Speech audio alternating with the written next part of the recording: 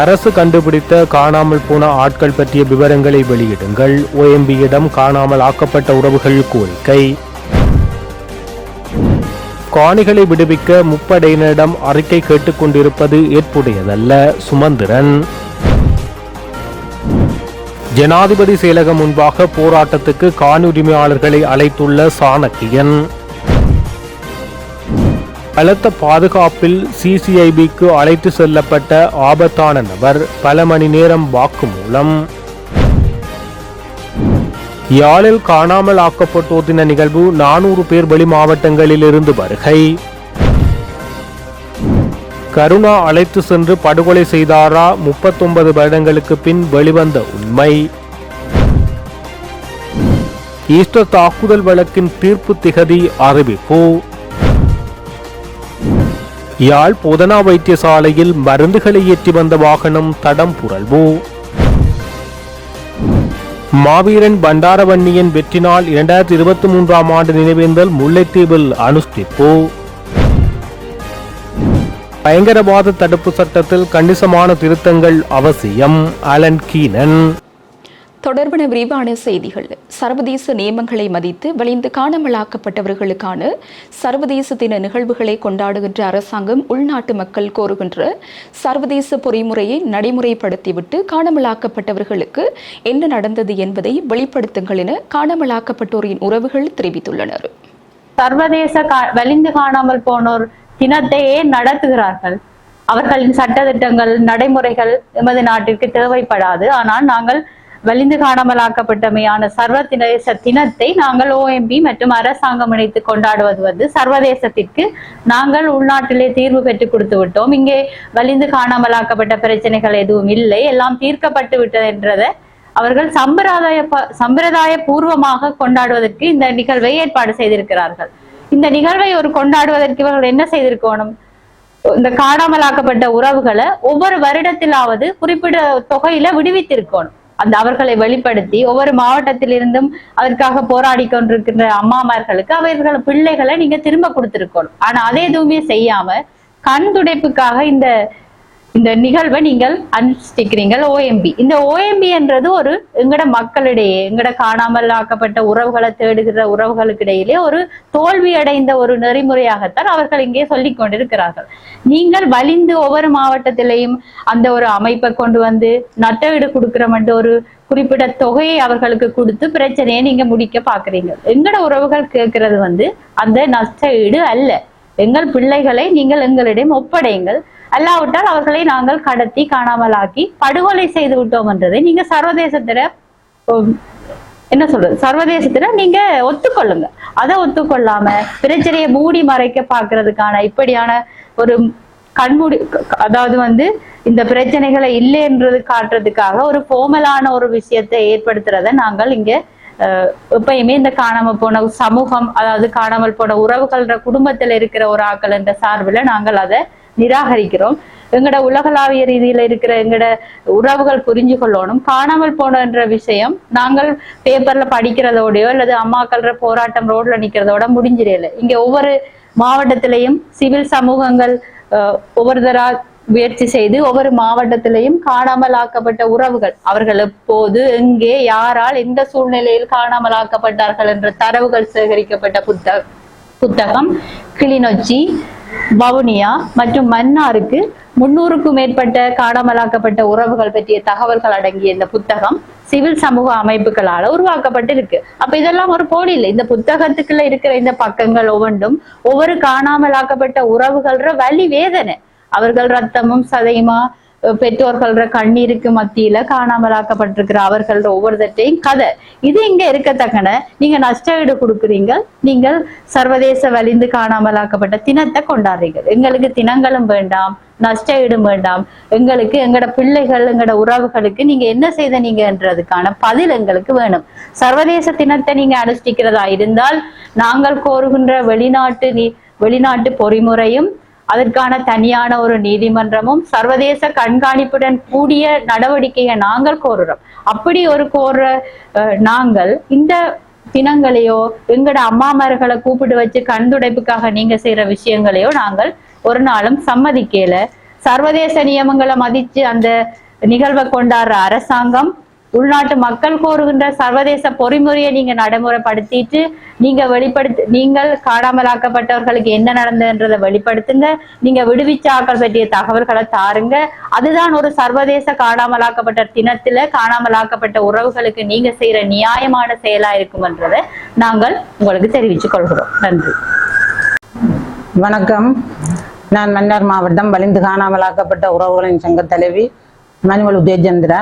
இன்றைக்கு நாங்கள் மீடியா செய்யறதுக்கு காரணம் என்னென்னா, இந்த ஓஎம்பியை கொண்டு வரையிலேயே 2017 நாங்கள் வேணாம்னு சொன்ன நாங்கள் என்னென்னா, பாதிக்கப்பட்ட உறவுகளாகிய நாங்கள் இந்த ஓஎம்பியில எங்களுக்கு நம்பிக்கை இல்லை. ஏன்னா எத்தனையோ அமைப்புகளை நாங்கள் சந்திச்ச நாங்கள் இந்த அரசாங்கத்தாலே எத்தனையோ ஆணைக்குழுக்களை சந்திச்ச நாங்கள். அதனால எங்களுக்கு இந்த ஓஎம்பியில நம்பிக்கை இல்லைன்னு சொல்லி நாங்கள் இந்த ஓஎம்பி வேண்டாம்னு சொல்லி நின்ற நாங்கள். அப்படி நின்றும் சாலிய பீல்சிட்ட கொண்டு எங்களோட 5 உறவுகளிடம் பொறுப்பான உறவுகளின் மாஜரெல்லாம் கொண்டு போய் கொடுத்த நாங்கள். எங்களுக்கு ஒரு இதுக்கு தேடிய ஒரு தாங்கன்னு சொல்லி அவ கொடுத்து 6 மாசம் தவணை எங்கள்கிட்ட கேட்டவே நாங்கள் இந்த 6 மாசத்துக்கு இடையில உங்களுக்கு ஒரு 10 நாங்கள் செல்வோம். 6 மாசம் முடிஞ்சு நாங்கள் போய் திருப்பி கேட்கல அறிய சொல்லி நம்ம நினைச்சோம்னா நாங்கள் துளைச்சி போட்டோம். நாங்கள் பிள்ளைகளை துளைச்சி போட்டு உங்கள்கிட்ட வந்து எங்களுக்கு நீதியை பெற்று தாங்கன்னு சொல்லி நாங்கள் கேட்கிறோம். நாங்கள் வந்த கருதங்களை நீங்க துளைச்சி போட்டு திருப்பி எங்கள்கிட்ட கேட்குறீங்க, களவெடுத்து தாங்க, அந்த அம்மாவுக்கு தெரியாம எடுத்துட்டாங்க அப்படின்னு நீங்கள் கேட்குறீங்க. இதை யார்கிட்ட போய் சொல்றது? இப்ப மகாநாடுன்னு சொல்லி நீங்கள் அங்க யாழ்ப்பாணம் மகாநாடு செய்கிறீங்க. இந்த மகாநாடு யாருக்கு செய்கிறீங்க? காணாமலாக்கப்பட்ட உறவுகளுக்கு மகாநாடு தேவையா? இந்த மகாநாடு தேவை என்று சரியா நீங்கள் அங்க கொண்டு போய் யாழ்ப்பாணம் மகாநாடு செய்கிறீங்க. நாங்க எங்களுக்கு வேணாம்னு சொல்லிக்கொண்டு இருக்கத்தக்கனவாகவே இந்த அம்மாக்களை கூப்பிட்டு, அதுக்கும் வயசுவான அம்மாக்கள் என்ன அவர்களுக்கு நன்மை என்ன தின்மை என்ன ஒன்றுமே தெரியாத அம்மாக்களை கூப்பிட்டு நீங்கள் அவர்களுக்கு மகாநாடு வைக்கிறீங்க. உங்களுக்கு சம்பளம் வேணுமா இருந்தால் நீங்க சம்பளத்துக்காக வேலை செய்யுங்க. இந்த உறவுகள் உணர்வுகளோட வேலை செய்யாதீங்க. ஏன்னு சொன்னா உங்களுக்கு உறவுகள் காணாமல் போயில்லையோ, அப்ப அதுன்னு வலி உங்களுக்கு தெரியாது. நீங்கள் போயிருந்தோன்னு மேசையை போட்டுக்கொண்டு கதிரையை போட்டுக்கொண்டு அங்க பெண்ணை பிடிச்சு கொண்டு எழுதி கொண்டிருக்கிறீங்க. ஒவ்வொரு அம்மாக்களும் அதோட கண்ணீரோட சங்கட உறவுகளை துளைச்சி போட்டு பிள்ளைகளை துளைச்சி போட்டு 10 மாசம் கொண்ட பிள்ளைகளை துளைச்சி போட்டு கணவன் மேல துளைச்சி போட்டு அண்ணன் அக்கா தங்கச்சி மேல துளைச்சி போட்டு வந்து உங்கள்கிட்ட நின்று கை கட்டி கொண்டு நின்று அழுது பதில் சொல்லி கொண்டு நிற்கிறோம். நீங்க சிரிச்சு அதை எழுதி கொண்டிருக்கிறீங்க. இது யார்கிட்ட போய் நாங்கள் கேட்கிறது? இந்த அரசாங்கத்திட்ட நம்பிக்கை இல்லை என்று சொல்லித்தான் நாங்க சர்வதேசத்தை கேட்டுக்கொண்டு நிற்கிறோம். அப்படி இருக்கத்தக்கனவாக நீங்கள் இந்த காணாமல் போன உறவுகளை வச்சுக்கொண்டு என்ன விளையாட்டா காட்டுறீங்க? விளையாட்டு காட்டுறதா இருந்தால் உங்களுக்கு சிங்கள ஊர்ல வச்சு காட்டுங்க. உங்களுக்கு என்ன சொன்னா அங்க வந்து காணாமல் போனது வந்து ஆர்மிகள் போலீஸ்கள் நேவி எல்லாம் காணாமல் போனது. எங்களோட உறவுகள் வந்து நாங்க கையளிக்கப்பட்ட உறவுகள். எங்களோட உறவுகளை நீங்க பிடிச்சு கொண்டு வந்தீங்க. உங்களை நம்பி தந்த உறவுகள். அப்படியான உறவுகளுக்கு இன்றைக்கு எங்கேன்னு சொல்லி நாங்கள் கேட்டுக்கொண்டீங்க. நீங்க என்ன பொறிமுறையில வந்த நீங்கள் ஓஎம்பி என்ன பொறிமுறையில வந்த நீங்க 4 பொறிமுறையில வந்த நீங்கள் 4 பொறிமுறையில வந்து இன்றைக்கு நட்டகிட்ட பற்றி நீங்க கதைச்சு கொண்டு நட்டகளை கொடுத்து வந்துருக்கீங்க. ஒரு பிள்ளையோட பெருமதி 2 லட்சம் ரூபாயா? நாங்க ஹோட்டல் இருந்து போராடி கொண்டிருக்கிறோம். உங்களுக்கு 2 லட்சம், நாங்க உங்களுக்கு 4 லட்சம் ஆரம்பங்களுக்கு 2 லட்சம் வேணாம்னு சொல்லி அப்படி இருந்தோன்னு களவா நீங்கள கள்ளங்களா? களவுகளவா போய் ஒவ்வொரு மாவட்டத்திலையும் ஒபிச திறக்கிறீங்க, ஒவ்வொரு மாவட்டத்திலையும் போய் கூட்டத்தை வைக்கிறீங்க. என்ன செய்கிறீங்களன்னு எங்களுக்கே தெரியாம கிடக்கு. உங்களுக்கு நாங்கள் என்ன உங்களை விட்டு கலைச்சு எங்களுக்கு கலைச்சே போனோம். நீங்க என்ன செய்யறே தெரியாம கிடக்கு. இந்த ஓஎம்பி நீங்க உங்களுக்கு சம்பளத்துக்கு வேலை செய்யறதா இருந்தா சந்தோஷமா நீங்க சம்பளத்துக்கு வேலை செய்யுங்க. எங்களுடைய அம்மாக்களோட நீங்க வேலை செய்யாதீங்க. எங்களுடைய அம்மாக்களோட உணர்வுகளோட நின்று நீங்கள் போராடாதீங்க.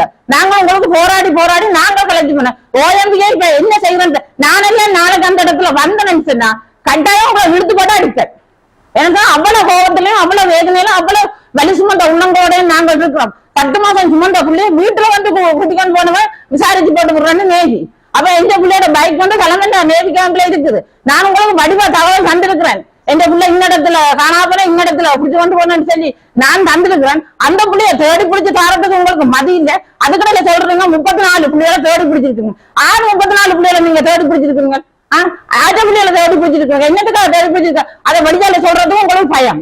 ஏன்னா எல்லாம் போய் ஓஎம்பியே முழு போய் இந்த அரசாங்கமே முழு போய் இதனால ஓஎம்பியே நீங்க ஒரு இடமே இந்த அம்மாக்களை கூப்பிட்டு நீங்க கூட்டம் வைக்கவே வேண்டாம். தயவு செய்து உங்களை மண்டாட்டா கேட்டுக்கொள்றோம். இந்த கூட்டம் நீங்கள் வைக்கவே வேண்டாம். வணக்கம். நான் புங்குடியில இந்த 3 பிள்ளைகளை ஒரே நாளையில் பிடித்து கொண்டு போனார்கள். 2006 இரவு 10 மணிக்கு 19 தேதி 2006 பிடிச்சுட்டு போனவை. 3 பேர்ல 3 பிள்ளைகளும் வேதான் 3 பேரும். 2 பேர் கட்டினவே, 2 பேர் கட்டினவே கட்டாத கோயில் எடுக்கிற பள்ளி படிக்கிறேன். ஏன்னா அதில் இருந்து வீட்டை என்னோட இருந்து பிறகு ஒரு வீட்டை இருந்தது. நம்ம வீட்டில் வச்சு தான் 3 பேரை ஒன்றா கொண்டு போனவங்க. 10 மணிக்கு 10:15 லண்டன் மியூசியமே கொண்டு போனாங்க. நான் இன்னொரு வீட்டை இருந்தால் முடிய 6 மணிக்கு தான் போனாங்க. அவ்வளோ இராணுவம் இதில் எந்த ஒரு டிபிடிபி தான் கொண்டு போனது. அதுக்கு பிறகு நாங்கள் கேட்காத இடம் இல்லை, எல்லா இடமும் தாங்க பிடிக்கிறேன்ட்டு டக்ளஸ் சொல்லிட்டு டக்ளஸ் ஆக்களை கேட்க நாங்கள் இல்லைன்னு சொல்லி போட்டீங்க. அதுக்கு பிறகு நான் இப்படியே திரிஞ்சு எல்லா இடம் கொழும்பு கூடி போனேன், மனிதர் மானைக்குழுக்கு போனேன். நான் எல்லாருக்கும் பார்த்துட்டு சொல்லி ஒருத்தர் அலுவலகம் முடிவும் கிடைக்க கடைசியா போன வருஷத்துக்கு முதல் எனக்கு ஒகண்டாடி இருக்குன்னு கூப்பிட்டு ஆறுதல் படுத்துச்சு. அதுக்கு பிறகுமாவே ஆறுதல் படுத்திட்டான். மயக்கி விழுந்துட்டேன். நாங்க இன்னும் தூக்கி எடுத்து அம்மாவும் மகளும் தண்ணி அடிச்சு போட்டு நீ வருத்தக்காரி இப்படி இருக்குது 6 வருத்தத்தோட இருக்கிறது. இப்ப இது இருந்தாலும் ஆட்டடைப்புல செத்துருவது அப்படி என்ன வருத்தம். அப்படிப்பட்ட இடத்துல எனக்கு ஒரு உதவியுமே கிடைக்கல வேளாண். இப்ப கடைசியாக எனக்கு ஒகண்டாவில பிடிச்சதுன்னு சொல்லி இருந்தது ஒரு உறுதிப்படுத்திச்சிடும். அதையும் 2 தடவை இல்லை. அப்புறம் போன மாசியில போன்ல போட்டு காட்டினாங்க. விலங்குற வாயில துண்டு துண்டு அவட்டி போட்டு புள்ளைகளை போட்டதாக காட்டினாங்க. 3 மாணவரை தான் காட்டின மாதிரி காட்டினாங்க. அதோட எனக்கு என்ன செய்யறது கேட்காடு மட்டக்கிழப்பு குடிப்பேன். இப்படித்தான் என்னால கதைக்க முடியாது. மட்டக்கிழப்பு நான் தனியத்தான் புருஷன் 2014 மோசம் போன தனியத்தான் இந்த வாழ்க்கை. எனக்கு ஒரு உதவியும் இல்லை. ஒரு மகன் என்ன பாக்குற இல்லை. இப்படி செய்து போட்டாவே இருக்கணும் எங்கட மாத்திக்கண்டு இருந்தா எங்கட வாழ்க்கை என்னென்ன பிள்ளைகள முடிவு எனக்கு ஆறு சொல்றது. நடுவே இப்படியே சொல்லுவேன், இருக்குதம்மா போறங்க சொல்றேன். இப்ப எங்களுக்கு இருக்குதுன்னு சொல்லிட்டோமா இல்லைன்னு சொல்லிட்டோமா உண்டு. ஒரு 2 ஆம்பளை பிள்ளைக்கு ஒரு தடவை இப்ப ஓயல் படிச்சுட்டு இருக்கிறான், தாயோடு இருக்கிறான். மற்றவன் இந்தியாவில் அவன் ஒரு வயசுல இப்படிப்பட்டது. அவன் வேற மறுமணம் கல்யாணம் செய்து அவ கொண்டு இந்தியாவில வச்சிருக்கிறான். என் படிக்கிற பிள்ளையாவது எனக்கு இருக்கு இல்லைன்னு தான் என்ன பார்த்துதான் நான் இப்ப நான் ரோட்ல இருக்கிற மாதிரி இருக்கிறேன். எங்களை அனாதையா விட்டுருக்கேன் நான் ரோட்டில்.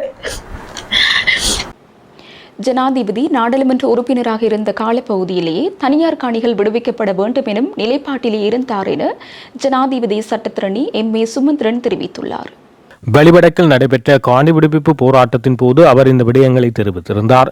ஜனாதிபதி பாராளுமன்ற உறுப்பினராக இருந்த காலப்பகுதியில் அவரும் அவரது கட்சியினரும் தனியார் காணிகள் விடுவிக்கப்பட வேண்டும் என்ற நிலைப்பாட்டில் தான் இருந்தார்கள். நாம் காணி விடுவிப்பு தொடர்பில் உரையாற்றும் போதெல்லாம் ஆதரவு தெரிவித்தார்கள். தற்போதும் ஜனாதிபதி மக்களின் காணிகள் விடுவிக்க வேண்டும் என்ற நிலைப்பாட்டில் உள்ளார். அது தொடர்பில் வாக்குறுதிகளையும் வழங்கியுள்ளார். நாம் கடந்த சில வாரங்களுக்கு முன்னர் ஜனாதிபதியை சந்தித்த போதும் காணி விடுவிக்கப்பட வேண்டும் என்னும் எண்ணத்தில் தான் அவரும் உள்ளார். ஆனால் அவர் முப்படையினரிடம் கேட்டுத்தான் காணிகளை விடுவிக்க முடியும் என்பதை எம்மால் ஏற்க முடியவில்லை.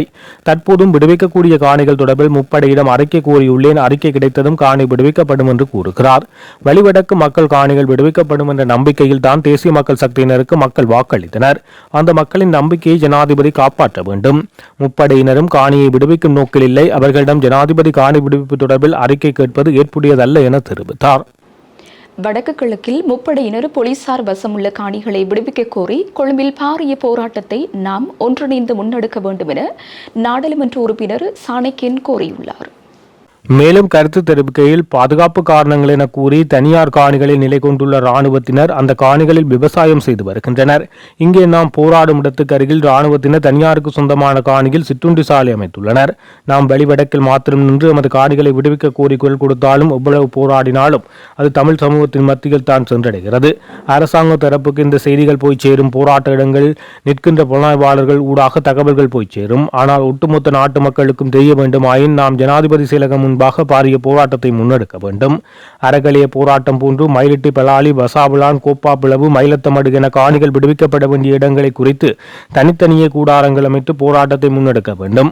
அதற்குள் வேறு கோரிக்கைகள் இன்றி தனியே காணி விடுவிப்பை மாத்திரம் முன்னிறுத்தி போராட்டத்தை முன்னெடுக்க வேண்டும். இவ்வாறாக நாம் ஜனாதிபதி செயலகம் முன்பாக பாரிய போராட்டத்தை முன்னெடுத்தால் வெளிநாட்டு தூதுவர்கள் கவனத்தை ஈர்க்க முடியும். எனவே நாம் ஜனாதிபதி செயலகம் முன்பாக காணி விடுவிப்பை கோரி பாரிய போராட்டத்தை முன்னெடுக்க தயாராக வேண்டும் என கோரிக்கை விடுத்தார். துபாயில் கைது செய்யப்பட்டு இலங்கைக்கு அழைத்து வரப்பட்ட ஒழுங்கமைக்கப்பட்ட குற்றக்கும்பலைச் சேர்ந்த பஸ் லலித் என அழைக்கப்படும் லலித் கண்ணுக்கர மத்திய குற்றப்புலனாய்வு பணியகத்திற்கு அழைத்துச் செல்லப்பட்டுள்ளார். துபாயில் கைது செய்யப்பட்டதாக கூறப்படும் ஒழுங்கமைக்கப்பட்ட குற்றக்குழுவைச் சேர்ந்த பஸ் லலித் என அழைக்கப்படும் லலித் கண்ணங்கர இலங்கைக்கு அழைத்து வரப்பட்டுள்ளார். நேற்று அதிகாலை குற்றப்புலனாய்வு திணைக்கள அதிகாரிகள் குழு ஒன்றினால் அவர் நாட்டுக்கு அழைத்து வரப்பட்டதாக போலீஸ் ஊடக பேச்சாளர் உதவி போலீஸ் அத்தியட்சர் FP புட்லர் தெரிவித்தார். இதற்கமைய இன்று காலை சுமார் 5:20 மணியளவில் துபாயிலிருந்து ஸ்ரீலங்கன் ஏர்லைன்ஸ் விமானம் ஜூஎல் 226 மூலம் அவர் கட்டுநாயக்க விமான நிலையத்துக்கு அழைத்து வரப்பட்டார். கடந்த நாட்களில் துபாய் பாதுகாப்பு படையினரால் கைது செய்யப்பட்ட பஸ் லலித் சர்வதேச சிவப்பு எச்சரிக்கையின் கீழ் அழைத்து வரப்பட்டுள்ளமை குறிப்பிடத்தக்கது. யாழ்ப்பாண மாவட்ட செயலகத்தில் இன்று நடைபெறும் சர்வதேச காணாமலாக்கப்பட்டோர் தின நிகழ்வுக்காக பிற மாவட்டங்களிலிருந்து பேருந்துகள் மூலம் சுமார் 400 பேர் அழைத்து வரப்பட்டுள்ளனர். யாழ்ப்பாணம் மாவட்ட செயலகத்தில் இன்று பிற்பகல் நடைபெறவுள்ள இந்த நிகழ்வு நீதியமைச்சர் கர்சன நாணயக்கார தலைமையில் இடம்பெறவுள்ளது. இதற்கான ஏற்பாடுகள் அரசால் தீவிரமாக முன்னெடுக்கப்பட்டுள்ளது. இதன்போது மட்டக்களப்பு, திருகோணமலை, வவுனியா உள்ளிட்ட பல்வேறு பகுதிகளில் இருந்து இடைக்கால நிவாரணமாக 2 லட்சம் ரூபாய் பெற்றவர்களில் இருந்து இந்த 400 பேர் பேருந்துகள் மூலம் அழைத்து வரப்பட உள்ளனர். இவர்களுடன் சேர்ந்து இந்த நிகழ்வில் 450க்கும் மேற்பட்டோர் பங்கு கொள்வார்கள் என மண்டப ஏற்பாட்டு தரப்பினருக்கு அறிவிக்கப்பட்டுள்ளமை குறிப்பிடத்தக்கது. இலங்கையிலிருந்து இந்திய ராணுவத்திற்கு எதிராக செயற்பட்டு வந்த ஹொட் அமைப்பின் முக்கிய பொறுப்பில் இருந்த சுபாஷ் கருணாவின் பணிப்புரையின் பேரில் படுகொலை செய்யப்பட்டதாகவும் இந்த சம்பவத்தின் பின்னணியில் பல்வேறு முக்கிய காரணிகள் இருப்பதாகவும் தெரிவிக்கப்பட்டுள்ளது. விடுதலை புலிகள் அமைப்பில் மட்டக்களப்பு பிரதேசத்துக்கு தலைமை தாங்கிய கருணாவை துப்பாக்கியால் சுட்டுக் கொலை செய்யுமாறு சுபாஷ் தனது உறுப்பினர்களுக்கு கட்டளை பிறப்பித்ததாக கூறப்படுகிறது. எனினும் அந்த தாக்குதலை அவர்கள் மேற்கொள்ளவில்லை. இதற்கு பழிவாங்கும் வகையில் கிரான் சந்தியில் வைத்து புலிகள் அமைப்பின் உறுப்பினர்களால் சுபாஷ் படுகொலை செய்யப்பட்டதாகவும் அவருடன் ஹொட் அமைப்பின் முக்கியஸ்தர் ஒருவரும் கொல்லப்பட்டதாக செய்திகள் வெளியாகியது. இவ்வாறு கருணா, சுபாஷ் ஆகியோர் அக்காலகட்டத்தில் எவ்வாறான சம்பவங்கள் பின்னணியுடன் செயற்பட்டனர் என்பது தொடர்பாக பல்வேறு விடயங்கள் அந்த காலத்தில் பேசப்பட்டமையும் குறிப்பிடத்தக்கதாக பார்க்கப்படுகிறது. உயிர்த்த ஞாயிறு பயங்கரவாத தாக்குதல் தொடர்பிலான வழக்கு விசாரணையின் தீர்ப்பு எதிர்வரும் செப்டம்பர் மாதம் 22ஆம் தேதி வழங்கப்பட உள்ளது. உயிர்த்த ஞாயிறு தற்கொலை தாக்குதலுக்கான சதித்திட்டம் தீட்டியமை மற்றும் அத்தாக்குதலுக்கு உதவி ஒத்தாசை புரிந்தமை தொடர்பில் 25 பிரதிவாதிகளுக்கு எதிராக தொடரப்பட்ட வழக்கு விசாரணை செய்யப்பட்டது. இந்த வழக்கின் தீர்ப்பு செப்டம்பர் 22ஆம் தேதி அறிவிக்கப்படும் என கொழும்பு நிரந்தர மூவர் கொண்ட மேல் நீதிமன்றம் தெரிவித்துள்ளது. உயிர்த்த ஞாயிறு பயங்கரவாத தாக்குதல் தொடர்பான வழக்கின் தீர்ப்பு எதிர்வரும் செப்டம்பர் மாதம் 22ஆம் தேதி அறிவிக்கப்படும் என கொழும்பு சிறப்பு மூவர் கொண்ட மேல் நீதிமன்றம் நேற்று உத்தரவிட்டது. உயிர்த்த ஞாயிறு வழக்கின் பிரதிவாதிகள் தரப்பு வாய்மொழி சமர்ப்பணங்கள் நேற்று மாலை 6 மணியளவில் நிறைவடைந்த நிலையில் இரு தரப்பினரின் எழுத்துப்பூர்வ சமர்ப்பணங்களை வரும் செப்டம்பர் மாதம் 8ஆம் தேதி சமர்ப்பிக்குமாறு நீதிமன்றம் உத்தரவிட்டது. கொழும்பு சிறப்பு மூவர் கொண்ட மேல் நீதிமன்ற நீதியரசர்களான ரவரத்ன மாரசிங்க, சுஜீவ நிசங்க மற்றும் ராமநாதன் கண்ணன் ஆகிய நீதியரசர்கள் முன்னிலையில் நேற்று இந்த வழக்கு விசாரணைக்கு எடுத்துக் கொள்ளப்பட்ட போது இந்த தகவல் வெளியானது. இந்த வழக்கின் முறைப்பாட்டாளர் தரப்பு சாட்சிய பதிவுகள் கடந்த 13ஆம் தேதி பிற்பகலுடன் நிறைவடைந்தது. உயிர்த்த ஞாயிறு பயங்கரவாத தாக்குதலுக்கு சதித்திட்டம் தீட்டியமை உள்ளிட்ட 23,270 குற்றச்சாட்டுகள் 25 பிரதிவாதிகளுக்கு எதிராக சட்டமா அதிபரால் சுமத்தப்பட்டிருந்தது. இவ்வழக்கின் பிரதிவாதிகளில் 10 வாக்குமூலங்களை நீதிமன்ற சாட்சியங்களாக ஏற்றுக்கொண்டுள்ளதோடு மறைத்து வைக்கப்பட்டிருந்த குண்டுகள், வெடிபொருட்கள், வாள்கள், துப்பாக்கிகள் மற்றும் வெடிமருந்து தயாரிக்க பயன்படுத்தப்படும் ரசாயன பொருட்கள் உட்பட 2076 வழக்கு பொருட்கள் விசாரணையின் போது அடையாளப்படுத்தப்பட்டதாக நீதிமன்றத்தில் தெரிய வந்துள்ளது. அரச பகுப்பாய்வாளர் அறிக்கைகள் பலவும், அதிகளவான DNA அறிக்கைகள், மருத்துவ அறிக்கைகள் மற்றும் மரண பரிசோதனை அறிக்கைகளும் சான்றுகளாக பதிவேற்றப்பட்டுள்ளதாக நீதிமன்றத்தில் தெரிவிக்கப்பட்டுள்ளது. நவ்பர் மௌலவி உள்ளிட்ட 25 பிரதிவாதிகளுக்கு எதிராக சட்டமா அதிபரால் உயிர்த்த ஞாயிறு பயங்கரவாத தாக்குதல் தொடர்பாக 23,270 குற்றச்சாட்டுகள் தாக்கல் செய்யப்பட்டது. இவ்வாறு குற்றம் சுமத்தப்பட்ட 25 பிரதிவாதிகளில் ஒருவர் ஏற்கனவே உயிரிழந்து விட்டதாக நீதிமன்றத்தில் அறிவிக்கப்பட்டுள்ளது. நீதிபதிகளின் ஓய்வு வயதெல்லையை நீடிப்பதற்கான அரசாங்கத்தின் முயற்சிகள் வரவேற்கத்தக்கவையாகும். எனது அனுபவத்துக்கு அமைய அந்த தீர்மானத்தை நான் அனுமதிக்கின்றேன்.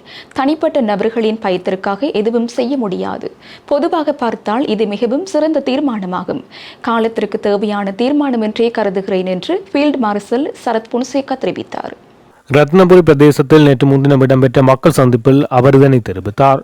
நாட்டில் நீண்ட காலமாக மிகவும் ஊழல் நிறைந்த அரசியல் கலாச்சாரம் இருந்தது. பணம் இருக்கும் நபர்கள் தொடர்ந்தும் திருடி மக்களின் பணத்தை சூறையாடும் அளவுக்கு அந்த ஊழல் தலை தூக்கி இருந்தது. உலக நாடுகளுடன் ஒப்பிடும்போது நமது நாட்டில் 170% அதிகமானவர்கள் வறுமையாளர்கள். பெரும் பொருளாதார நெருக்கடிக்கு உள்ளாகி இருக்கிறார்கள். மேற்குறிப்பிட்டது போன்று மக்களின் பணத்தை சூறையாடி அதனூடாக வாக்கு வங்கிகளையும் உழைத்த கலாச்சாரமே நிலவி வருகிறது. அந்த ஊழல் நிறைந்த அரசியல் கலாச்சாரத்தினால் நாட்டையும் மக்களையும் நேசித்த நேர்மையான புத்திசாலித்தனமான அரசியல்வாதிகள் மக்கள் பிரதிநிதிகளாக தெரிவு செய்யப்படவில்லை. நாட்டை சூறையாடும் ஏமாற்றுக்காரர்கள் மாத்திரம் பிரதிநிதிகளாக தெரிவு செய்யப்பட்டதன் பிரதிபலனாக நாடு சீரழிவை சந்தித்தது. ஊழல் நிறைந்த அரசியல் கலாச்சாரத்தினால் அரசியலும் திரிவடைந்தது. அந்த திரிவடைந்த அரசியல் கடந்த தேர்தலுடன் ஓரளவு நேர்மறையாக மாறியுள்ளது. இது மகிழ்ச்சிக்குரிய விடயமாகும். இருந்த போதும் அரசியல் புதிய கலாச்சாரத்துக்குள் காலெடுத்து வைத்திருந்தாலும் பல காலமாக பின்பற்றி வந்த அரசியல் நடத்தைகள் இன்னும் மக்கள் மத்தியில் இருக்கின்றன. எனவே இன்னும் மக்கள் அரசியல் அலையை நோக்கி பயணிக்கும் நிலைமையை அவதானிக்கக்கூடியதாக இருக்கிறது. இது நாட்டுக்கு ஏற்புடையதாக இருக்கும் என்று நான் நம்பவில்லை. எனவே வாக்களிக்கும் போது வாக்களிக்கும் நபரை நன்கு ஆராய்ந்து வாக்களித்து பழக்கப்பட வேண்டும். அவ்வாறு இல்லாவிட்டால் கட்சிகளுக்கு அடிமையாகும் பண்பு தொடரும். பொருளாதார நெருக்கடியுடன் ஊழல் அரசியலில் இருந்து மக்கள் விடுபட்டுள்ளார்கள். எனவே இதற்கு சிறந்த அடித்தளம் ஒன்றை இட்டு கட்டியெழுப்ப வேண்டும். அவ்வாறு இல்லாவிட்டால் தற்போதைய அரசாங்கத்தின் சிறு தவறினால் மக்கள் பழைய நிலைமைக்கு திரும்பினால் மீண்டும் ஆர்ப்பாட்டம் ஒன்றை முன்னெடுத்து அதிலிருந்து மீட்டெடுப்பதற்கு 70 ஆண்டுகள் காத்திருக்க வேண்டி வரும் என தெரிவித்தார். தற்போது ஏற்பட்டுள்ள அரசியல் மாற்றத்தை மக்கள் தொடர்ந்து முன்னெடுத்து செல்ல வேண்டும். எதிர்க்கட்சியின் வெற்றிடம் இருக்கிறது. இந்த நாட்டுக்கு நேர்மறையான வினைத்திறன் உண்மையான புத்திசாலித்தனமான அரசியல்வாதிகளுடனான எதிர்க்கட்சி அவசியம் என்று கருதுகிறேன். மக்களும் அதனை புரிந்து வைத்திருக்கிறார்கள் என்று நம்புகிறேன். தற்போதைய நாட்களில் உயர்நீதிமன்ற நீதியரசர்களின் ஓய்வு வயதில்லை அதிகரிப்பதற்கான முயற்சிகள் குறித்து தீர்க்கமாக பேசப்பட்டு வருகிறது. 40 ஆண்டுகள் அரசு சேவையில் இருந்துள்ளேன். எனது அனுபவத்துக்கமே அந்த தீர்மானத்தை நான் அனுமதிக்கின்றேன். உதாரணமாக இராணுவ வீரர்கள் 22 ஆண்டுகள் சேவையாற்றி ஓய்வு பெற்று சென்றார்கள். 40-45 வயதாகும் போது ஓய்வு பெறும் போது அவர்களால் வேறு வேலை வாய்ப்பையும் தேடிக்கொள்ள முடியாது. அவர்கள் பல்வேறு பொருளாதார நெருக்கடிகளை சந்தித்து வருகிறார்கள். பொதுவாக பார்த்தால் இது சகல அரசு ஊழியர்களையும் பாதிக்கிறது. உலக நாடுகளில் ஓய்வு பெறும் வயதில்லை என்பது பாரிய சிக்கலை உருவாக்கியுள்ளது. ஆகவே நீதியரசர்கள் நீதிபதிகளின் ஓய்வு வயதிலேயே 2 வருடங்களால் அதிகரிப்பதால் நாட்டுக்கு எந்த நஷ்டமும் ஏற்படாது என தெரிவித்தார். பயங்கரவாதத்திலிருந்து அரசை பாதுகாக்கும் விரைவில் கணிசமான அளவு திருத்தங்கள் மேற்கொள்ளப்பட்டிருக்க வேண்டும் என்று சர்வதேச நெருக்கடி கண்காணிப்பு குழுவின் ஆய்வாளர் அலன் கீனன் வலியுறுத்தியுள்ளார். பயங்கரவாத தடை சட்டத்துக்கு பதிலாக அரசாங்கத்தினால் முன்மொழியப்பட்ட பயங்கரவாதத்திலிருந்து அரசை பாதுகாக்கும் சட்டமூலத்தை அவசியமான திருத்தங்களுடன் வர்த்தமானியில் வெளியிடுவதற்கும் அதனைத் தொடர்ந்து பாராளுமன்றத்தில் சமர்ப்பிப்பதற்கும் கடந்த வாரம் அமைச்சரவை ஒப்புதல் அளித்தது. இந்த நிலையில் பயங்கரவாதத்திலிருந்து அரசை பாதுகாக்கும் சட்டமூலம் தொடர்பில் சர்வதேச நெருக்கடி கண்காணிப்பு குழுவின் ஆய்வாளர் அலன் கீனன் அவரது எக்ஸ்தல பக்கத்தில் பதிவொன்றை செய்துள்ளார். அந்த பதிவில் பயங்கரவாதத்திலிருந்து அரசை பாதுகாக்கும் சட்டமூலம் மிக மோசமானது என்றும் இதனுடன் ஒப்பிடுகையில் பயங்கரவாத தடை சட்டம் தீவிரத்தன்மை குறைந்தது போல் தென்படுவதாக அவர் சுட்டிக்காட்டியுள்ளார். அதேவேளை இப்புதிய வரைவு வர்த்தமானியில் வெளியிடப்படும் போது அதில் அரசாங்கம் செய்திருக்கும் மாற்றங்கள் என்னவென்பதை பார்க்க முடியும் என்றும் அவர் தெரிவித்தார். மேலும் சர்வதேச மனித உரிமைகள் நியமங்களுக்கு ஏற்புடையவாறு இந்த சட்டம் இருக்கின்றது எனவும் ஆகையினால் GSP+ வரிச்சலுகையை பெறுவதற்கு அவசியமான நிபந்தனைகளை அது பூர்த்தி செய்கின்றது எனவும் கூற வேண்டுமாயின் அச்சட்ட வரைவில் கணிசமான அளவு திருத்தங்கள் மேற்கொள்ளப்பட வேண்டி வரும் என அவர் வலியுறுத்தினார். இத்துடன் ஜெஃப்னக்லரியின் மதிய நேர பிரதான செய்திகள் நிறைவடைகின்றன. மேலதிக செய்திகளை அறிந்து கொள்ள www.jeffnaglary.lk என்ற இணையதளத்தினூடாக இணைந்து கொள்ளுங்கள்.